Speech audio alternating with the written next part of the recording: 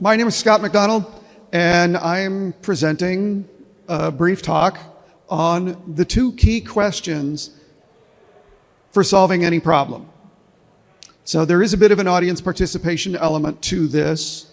So in the back, they're kind of chuckling, going, oh great, he's going to make me stand up and do the chicken.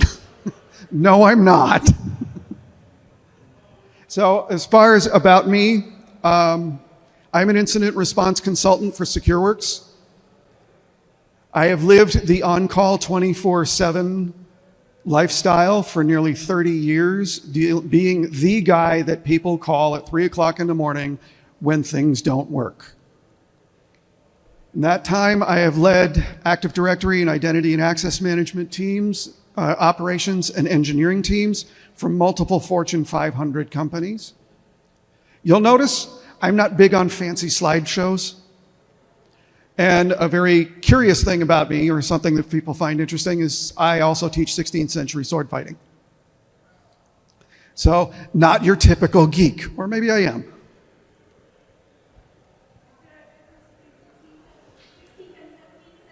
Yes, there is a distinct difference between 16th and 17th century. So what I plan on covering is kind of an introduction as to the reason behind this talk, especially when this is a convention about security, hacking, privacy, and I'm up here talking about critical thinking. So a little bit of a change in gears. I'm going to present this scenario for people to think about and hopefully respond to.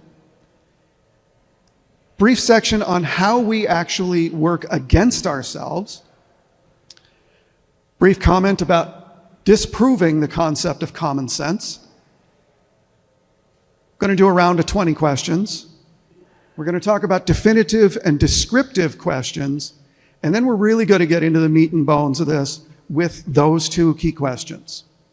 So before I get started, does anybody have any questions for me other than those 2? All right. So this talk was actually inspired by a brief roundtable at SecretCon in Milwaukee last spring. So I was sitting at a table, and there was 4 students from a local university working on finishing their information security degree. And they figured, you know, I'm an IT vet of 30 some odd years. They wanted to know, what do I look for in prospective members for my teams? And you figure there's the usual, you know, the checklist of making sure that they've got all of the technical skills and the knowledge and the experience. Okay, well, by the time their resume hits my desk, they've already been screened. So what I'm looking for is people who can solve problems. Because, well, quite frankly, that's what I do. Except that's not as easy as you think, to find people who are good at that. So that's what this talk kind of came from, because I asked them the same scenario question that I'm going to ask you. And they were surprised at the results as far as who I chose to add to the team. So this scenario is what I refer to as the light switch scenario. So you walk into a room, you flip a light switch, nothing seems to happen. What's next? So this part is an audience participation part. So please, if you have an idea about what's next, raise your hand. Yes. Check the light bulb. Open the door and try and find another light switch. Okay, yes, over here. Check the breaker box in the back. Okay, I don't know what you're taking, but please share. Okay, yes. Okay, in my living room, that would work. Anybody else? Yes. That's possibly not the correct switch. Okay. Yes. Call somebody else. Okay. Anybody else have any other ideas? Yes, in the back. Sorry, can you say that again? If it's a lamp, check to see if it's got a switch on the lamp itself. Guess what? I wouldn't hire any one of you people. Nobody asked the one question that you needed to ask. What is that switch connected to? Everybody seemed to make assumptions about what it was connected to, and that's what they started looking for. You moved immediately to solutioning. So, now I'm going to get into the 5 things that work against us, which is exactly where every single one of you went. So, one of the first things is preconceptions. So when I said light switch, how many people thought that meant it controlled a light somewhere? Show of hands, come on. Okay. From there, you made an assumption. So an assumption's something you accept as true without question or proof. Okay? So by believing that it controlled a light, you probably thought it should have done something. This gets into our expectations. Feeling or belief something should or will happen. So you toggle that light switch, something should have happened. Now we start getting into kind of this, what I refer to as inverted if-then logic, where we think about, we see the symptom, so we think we know what the cause of the symptom is. And then from there, of course, the argument of, well, it's just common sense that we should be doing something. And of course, common sense is mistaken to be innate knowledge or universal understanding that everyone has. And like I mentioned, I've got a section in here where I'm going to disprove that even exists. So how do these 5 things get in our way? Yes? So to challenge our thinking a little bit, your question is what happens next, which made, I actually thought, well, what does that switch go to? But I didn't think that was within what I could ask, because you can say, what do you think? You said, what happens next? And so well, so we'll flip back. The question is, what's next?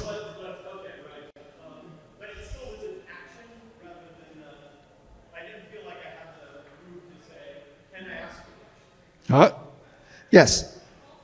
The language we use is very important. The question specifically references a light switch, which means the question already makes the assumption that this is connected to some kind of illumination. You just said the key word right there. This is the assumption that that switch is connected to something that's going to cause some illumination. I use the same kind of switch to control my garbage disposal in my living room, or my kitchen. Yeah. Yes, I did. Yes. And this was that, and that term, yes. And that term was chosen intentionally to illustrate the assumptions that we make. So let me get back to my slides. So the way these things get in our way is our assumptions, preconceptions, they kind of bias the pieces of information that we have. We give more importance to certain things, less importance to others. In so doing, we kind of distort our view of the situation. Again, thinking on a larger scale, not just about the light switch. It tricks us into following certain trains of thought. Like I said, that inverted if-then thinking.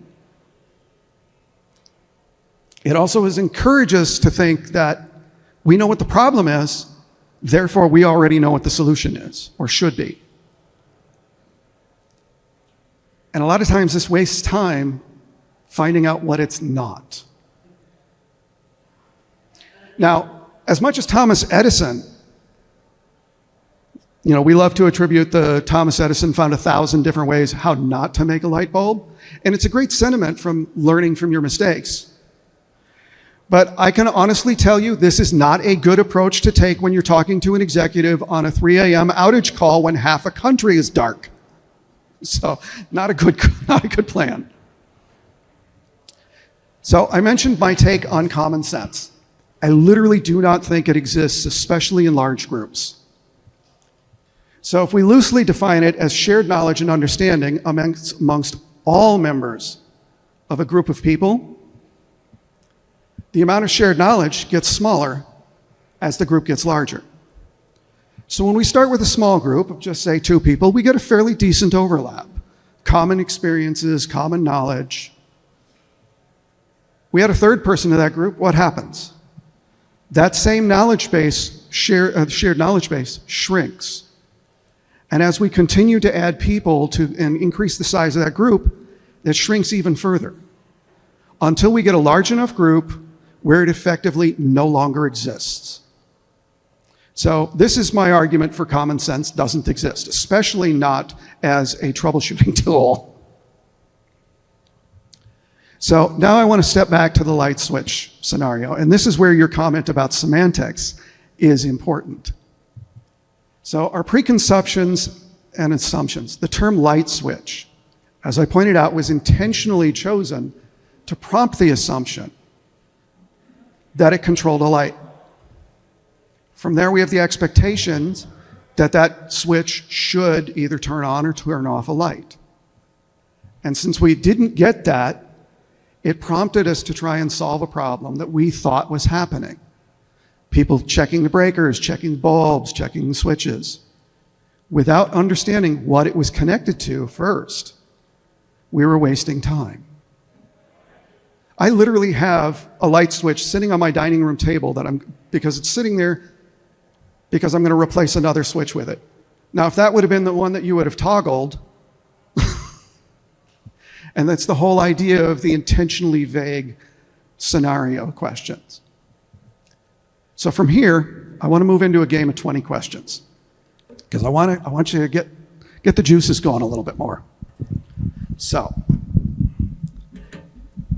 this is going to be a raise your hand and I'll get your question rather than people just shouting things out. So give me just a moment.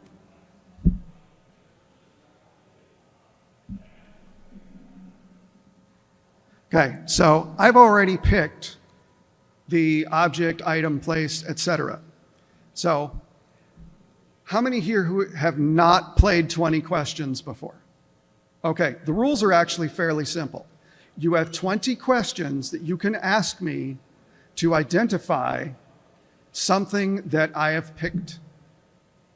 The one question you cannot ask me either directly or indirectly is quite literally, what is it? So, pretty easy rules, right? Surprisingly challenging game. So, shall we begin? Who has my first question? Yes, in the back with the hat. What color is it?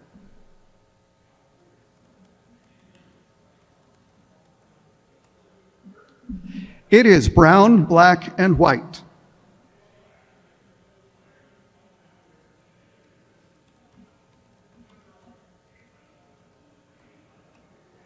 Okay, yes, second question. How big is it?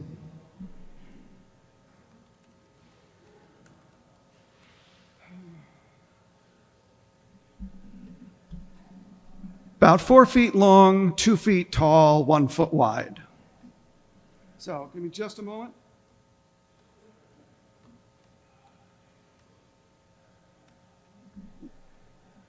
Okay, I saw a hand up over here. All right, so yes, in the gray shirt. Living or dead?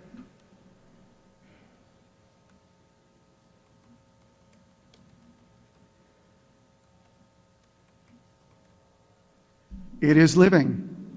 Yes.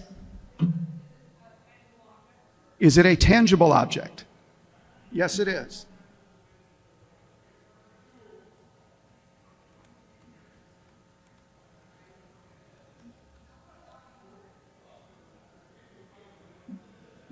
Okay, gentleman with the beard and the hat. Sorry? Is it a common pet? Yes, it is.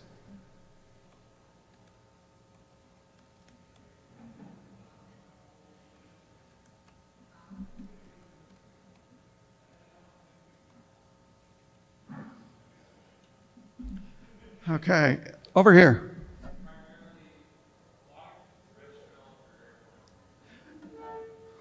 Aquatic, terrestrial, or airborne? Terrestrial.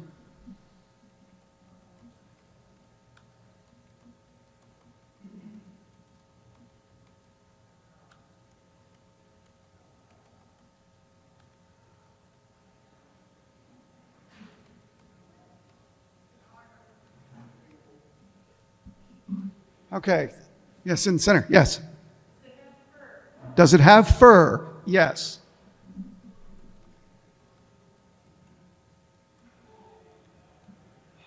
Let's see. In the back there? What is it not?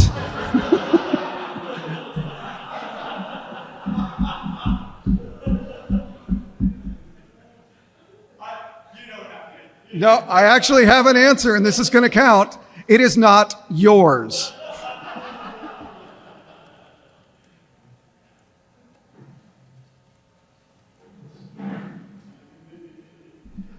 Okay. Yes. What is its name? That would be Harley.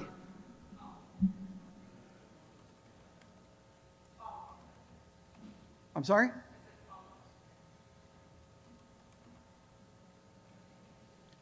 Okay. Yes.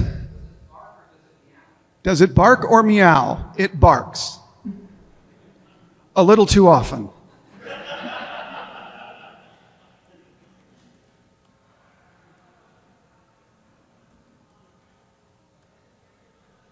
Okay. Yes. Is it my dog? Yes, it is. So.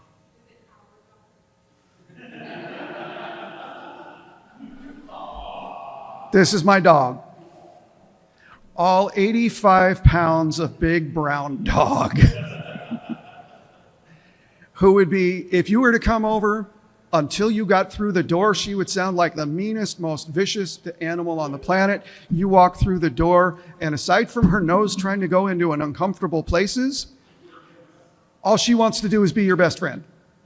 So.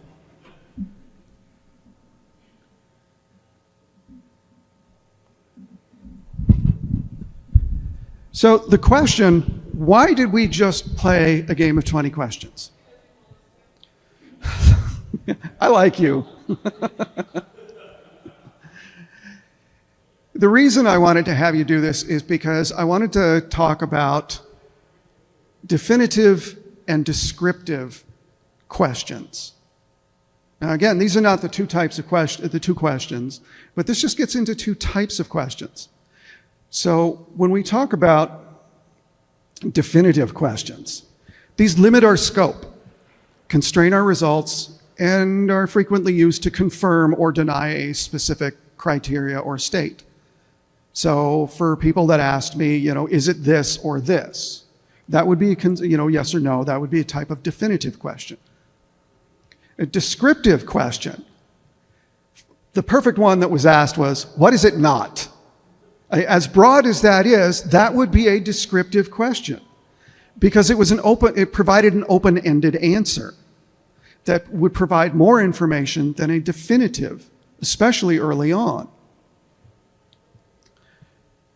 So, in looking at the definitive questions, restricting our answers, yes or no, true, false, or even multiple choice. So I think there was somebody that asked, aquatic, terrestrial, or airborne. Okay, that was a perfect example of a multiple choice question. Thank you. But those constrained the information that you could get by asking the question. And as I mentioned, used to confirm or deny a particular state or condition. And when we're trying to troubleshoot a problem, if we're asking yes or no or multiple choice questions, it kind of limits our understanding of the situation. And then sometimes it will force us into that inverted if-then logic.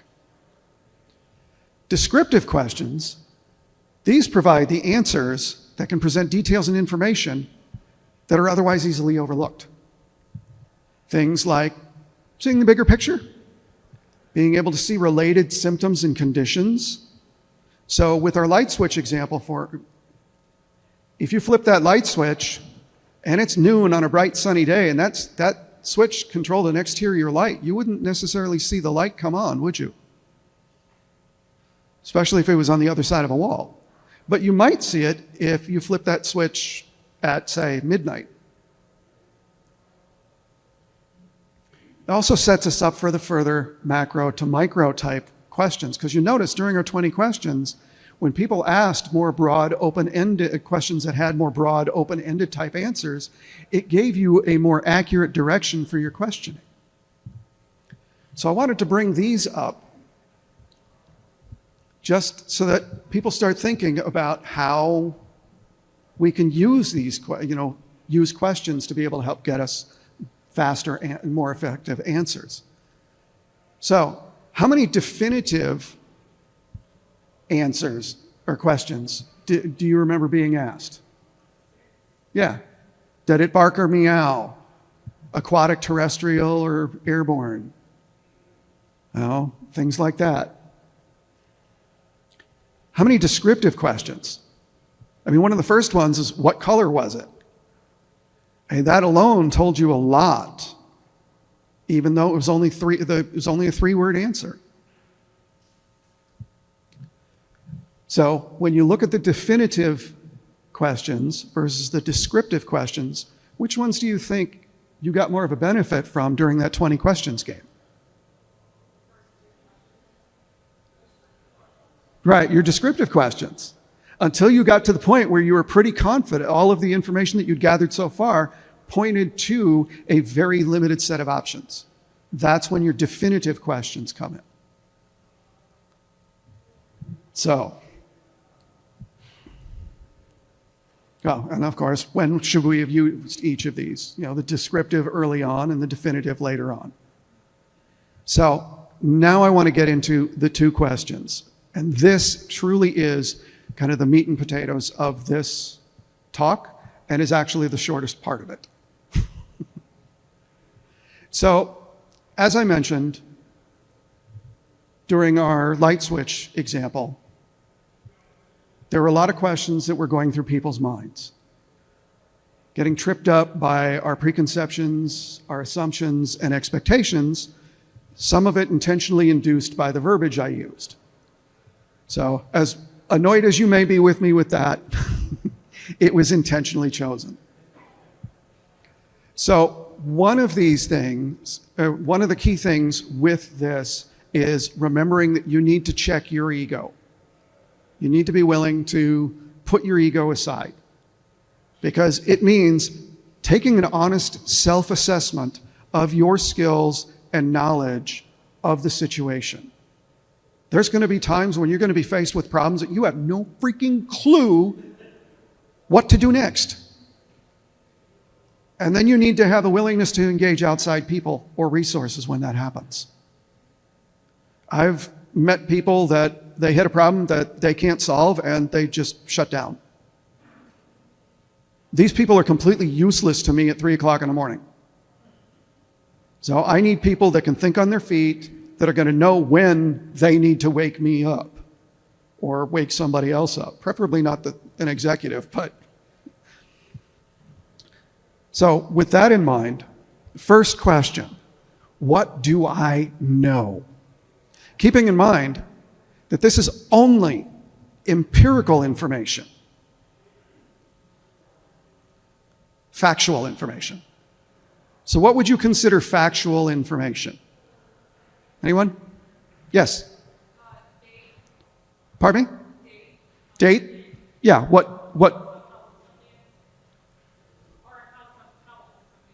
somebody's age or the current date. What's another example of a fact? Yes? Exact error messages. Okay. So these are facts. Measurable. What is an example of something that's measurable? Yes? Time? Yep. Anything else measurable? Weight? Yep. I was going to say, anybody familiar with a tape measure?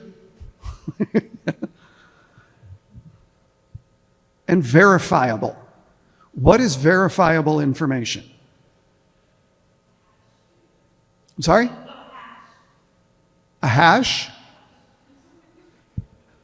I have a feeling I'm going to need to talk to you about that. So I saw a hand go up over here. Yes. Someone's identity. Okay. How about somebody else witnessing the same thing? So you have a second person verifying that, yes, this is actually happening. Yeah, I mean, it seems simple, but... So again, our what do I know is only things that we can actually show are factual. So what we think might be happening, not applicable. Now, key question number 2. What do I not know that I need to? Here's a question for you. Why do we need to know this? Again, audience participation. Come on. Anybody have any idea why we would need to know what we don't know? Yes. Exactly, to avoid making assumptions. To answer this question, yes. Somebody else is going to ask you if you know the answer. Well, main reason is to identify the key pieces of information that we don't yet have. Like I said, with our light switch example, we didn't know what it was connected to. We kind of needed to know. So from there, why add the that I need to part? Anybody have any ideas? Okay, it jumped ahead on me here. But it helps filter out what information is relevant and what is not. So, do I need to know what the system is supposed to be doing? It's probably relevant information. Do I need to know what time of day it is? Maybe that might be relevant. Like I mentioned, if it's broad daylight and we flip on an external light that switch that controls an external light, we might not see it. Do we need to know what color shirt Mike has been wearing?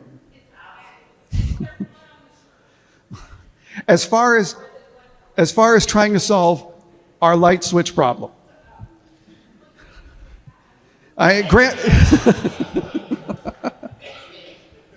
This is true. I did not say that it was limited to our light switch problem. But thinking about it, this is just an example. These are just examples. Yes.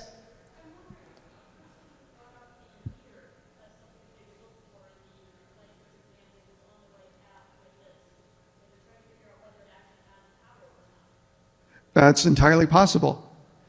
Looking back at the light switch question is determining whether or not that circuit would have had power.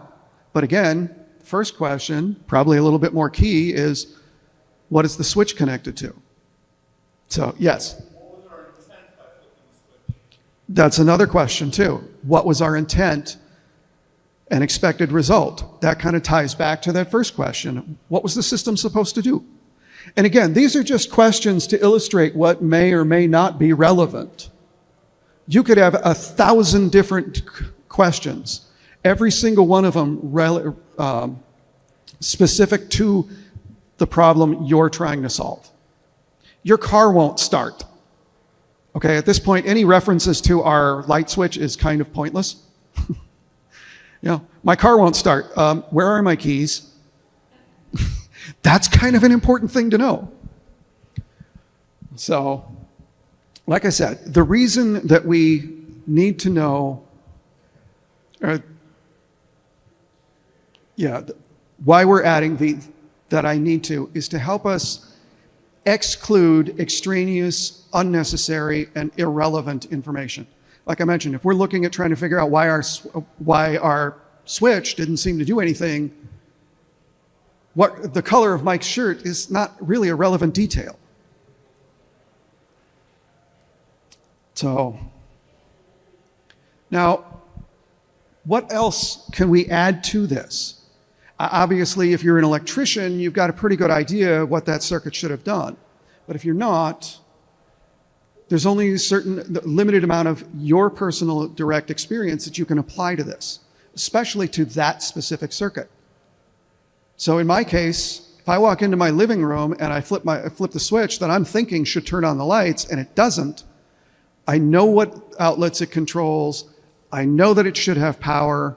I know the route that the wires take. So I already know what it should do. I know how it's supposed to work.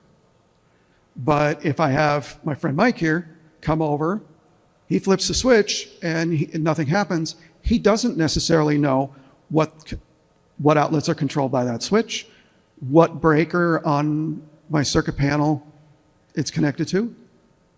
So just because he's got a basic understanding of electronics and electrical systems doesn't necessarily mean he knows enough about that system. So again, it ties us back to the empirical information. So, like I said, prior personal knowledge and experience with the system and its behaviors so that we can define accurate expectations. So if I don't know how it's supposed to work, I can't really tell you what it's doing that it's not supposed to, or what it is doing or what it's not doing that it's supposed to. But if I do know how it's supposed to work, I can identify those things. Now, what if I don't have the information that I need? What if I don't have the knowledge or the skills to be able to understand that circuit, that system? That's where research, yes, RTFM. There's a reason they create these things. And believe me, if I ever have to read another 600-page Cisco manual before I die, it will be too soon. But search engines, another great source. But keep in mind, Google is not always your friend when trying to find this stuff. Ever since Alta Vista got taken offline, I can't find a damn thing. And yes, I just dated myself by making that reference. There's a few people in here that are going, I'm with you. And then, of course, there's the physical inspection. The question, did it let the magic smoke out? Come on. How many times have people walked up to a system and it's like, okay, something smells funny, and they look and they see that trace where smoke came out of something. Should it have done that? Probably not. So letting the magic smoke out is probably something we can observe. In our light switch context, did the light come on? So these are things that we can observe. And then, of course, with all of that failing, this is where having our ego in check and be willing to say, I actually don't know. Bring in the people that do. Wake that network engineer up at 3 o'clock in the morning and say, we've checked everything that we know how to check. It's still not working.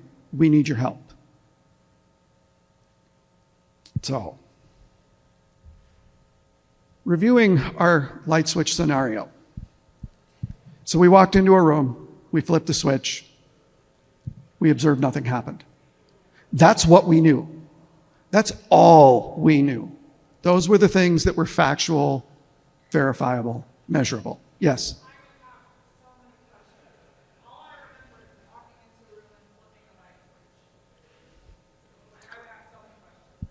And that's good, because that's a good start.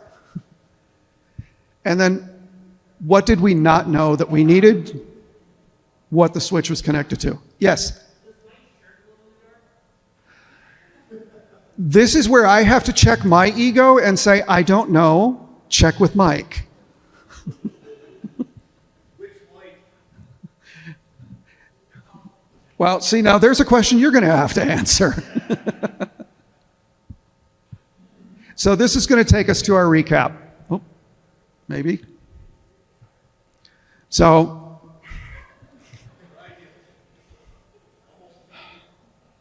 technology, it's supposed to help. So, again, our two key questions. What do I know? What do I not know that I need to? Understanding how asking descriptive questions early on helps get us more information than asking definitive questions. We ask those definitive questions later on to be able to confirm specific states or conditions. From there, we also covered how to avoid self-sabotaging. By being aware of our own preconceptions, our own assumptions, and our own expectations, and by trying to keep those in check, we can solve problems or at least identify the problems much faster, much quicker, and much more efficiently. And for somebody like me, getting those 3 a.m. phone calls, this is what I needed to do, and this is what I needed people on my teams to be able to do. And like I mentioned, sitting at SecretCon, I presented those 4 students with the light switch example. 3 of them did exactly the same thing that you did. Check the switch, check the power. I had a young lady sitting to my left, just sitting there watching everybody else at the table, guessing at what to do, what to check. She turns to me and asks, "What's the switch connected to?" I immediately turned to her and said, "You're hired." Everybody else at the table, their jaw hit the floor. Because that light switch scenario is geared specifically to tell me how you think when faced with a problem. So when I'm interviewing people and I need to know how they think when they're trying to solve a problem, that's the question I ask. And to be truthful, I have no idea what that switch is connected to. It's irrelevant to the question. So I want to say thank you to everybody coming in, listening to me prattle on about questioning, and hopefully you might have learned something. Anybody wants to reach out to me, I can be reached out to through LinkedIn, or you can drop me an email directly at my Proton Mail address. So thank you.